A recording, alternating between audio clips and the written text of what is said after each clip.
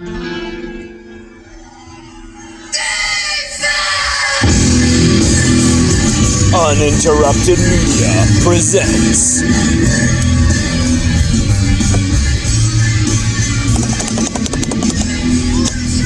LSUODYSSEY.COM Oddcast.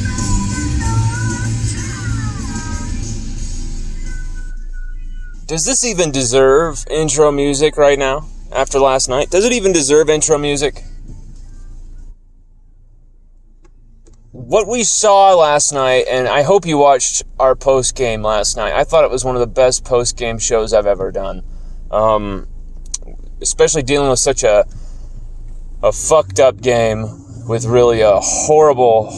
And by the way, if you want to post on here and get mad about me for saying the F-bomb and all this stuff, change the channel. Don't watch us, because I'm not going to censor myself for you, especially with such a shitty team that we're watching. This is not LSU. So if you don't want to listen to the F-bomb at random points, don't watch this channel, please. Take your PG-13 softy niceties and go somewhere else and be a Texas A&M fan. Because I've had enough of it.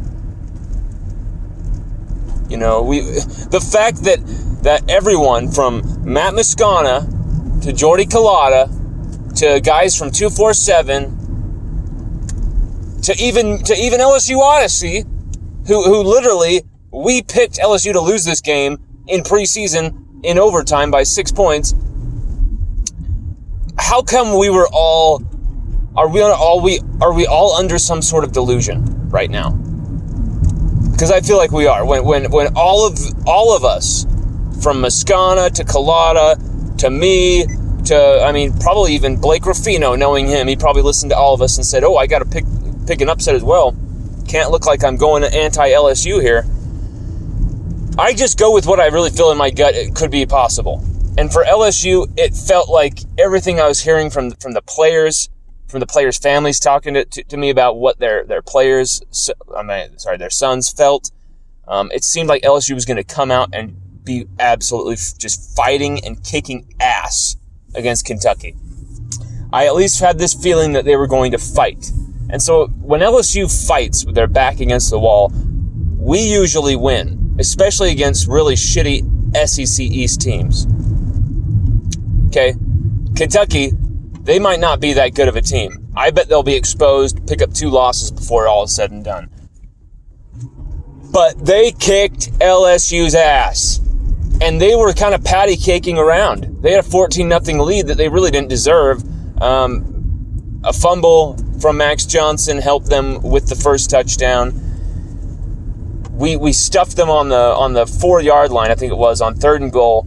Brilliant one-handed tackle from Mason Smith to completely prevent that touchdown. And then we get completely bamboozled on a wheel route. When have you seen that, huh? When have you seen that? And the first thing I hear is, Eli Ricks can't cover anybody. Eli Ricks isn't locked down.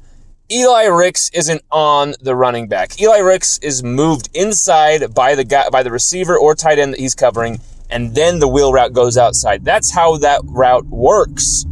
You take the corner, you move him out of the area, and then you have your running back stretch out that way. That's the design. That's how it works. You take Eli Ricks and you move him out of the way. So if I'm going to hear from some idiots blaming Eli Ricks for certain plays, watch the damn game, okay? I cannot stomach LSU fans who do not watch the game. They'll make proclamations about players, about certain members of the staff, about certain things on this team when they don't even watch the damn game. Eli Ricks just got burned there. Eli Ricks wasn't guarding Christian Rodriguez Jr. Watch the fucking tape. You know, we thought we could absolutely destroy these players. We thought we could absolutely destroy this team's head coach all week with a ton of noise. Your coach is going to get fired. Your coach is going to get fired tomorrow. Your coach is going to get fired. Your coach is going to... I guarantee there were some assholes who probably had the gall to send text messages to certain players over Instagram or Twitter saying, who's going to be your new coach, dude? You think it's going to be this guy? Like, I know our fan base has people like that who just think they can say and do whatever the hell they want. They're so entitled. They think they can say and do whatever they want to these players, and it's disgusting. And it causes the performances on the field. Yes, I understand the team completely shit themselves. They shit the bed. But it never, ever helps to have a very extremely, not just negative, toxic fan base. The fan base was toxic this last week. I know how toxic the performance was against Auburn. Believe me, I know how toxic Coach Ed Orgeron has become. I know how toxic it all is starting to feel for the fans. But the last thing you do is become toxic yourselves and completely just make sure the players feel that like they have nothing and nobody to play for. What you saw out there last night was a team that are done playing for Coach Ed Orgeron. They're done. I don't know if Scott Woodward told Coach O they're going to let him go at the end of the season or if they're letting him go now. But what I was told from a grade A LSU source who's constantly giving us the best breaking news, I was told by this source, Coach Ed Orgeron was told last night by Scott Woodward after the game that he will no longer be the head coach of the LSU Tigers. I'm not sure if that is meaning right now he's done, or if that means at the end of the season. Knowing Scott Woodward, he's probably going to say after the season. But when you look and you see a guy that is just totally has IDGAF written on his head, just totally IDGAF written right on his forehead, you can't trust that guy anymore. The season's in tailspin. We have 3 losses already. There is a chance to salvage this season, but it's not going to be with Coach Ed Orgeron at the helm. This team is not going to play for him anymore. You saw it all over the... I mean, there was some play where Ed Ingram, like an idiot, is chewing out Max after a timeout. One of those stupid dead ball timeouts. And Ed Ingram's basically telling him, you got to snap it. And Max looks at him and gets really annoyed. And you can see it all over Max's face, like, dude, are you kidding me? I've been trying to snap the ball the last 15 minutes. This is the way our stupid offense is set up. You can see it all over his face, like, are you kidding me, dude? You don't know what you're talking about. Shut up. Like, you can see it all over Max's face, like, leave me alone. Shut up, Ed. You've had the worst season possible, Ed Ingram, and you're literally going to be talking to me like you know what the hell's going on. Shut up.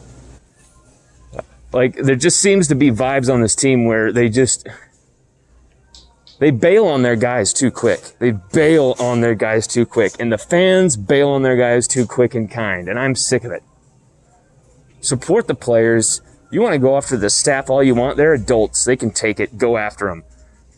Stop going after the teenagers. You can criticize performances on the field all you want, but you don't dare go after these guys off the field, or you'll have me to answer for.